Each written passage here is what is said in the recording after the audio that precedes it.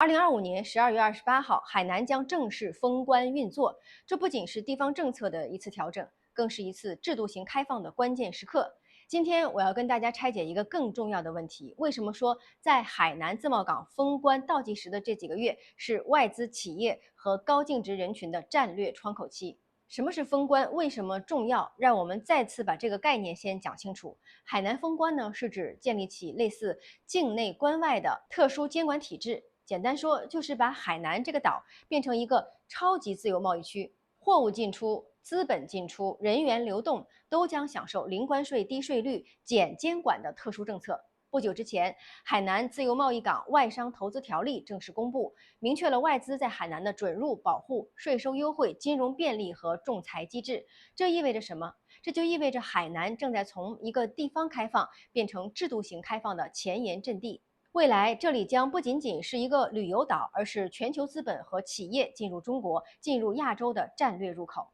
我们把视角从政策转向资本。对企业和高净值人群来说，封关前意味着两个字：窗口期。首先是资金流，海南正逐步打通境内资金流动的便利通道，境外资本可以在这里设立公司账户，实现资金合法入境和运作。其次是产业布局，条例明确支持外商投资高效农业、现代服务业、高新技术、绿色低碳等重点产业，同时在税收上会给予企业和个人长期的优惠。对于很多外资机构和中国企业来说，海南就是一个可以合法合规实现资本回流加税务优化加全球配置的中枢。所以你会发现，从2024年下半年开始，已经有不少的资金企业家族办公室开始提前踩点了，注册公司、购置物业、设立基金，等待封关后的制度红利释放。这一类的楼盘呢，在传统意义上可能被看作是投资房产或者是第二居所，但是在自贸港战略中，它的角色其实完全不同。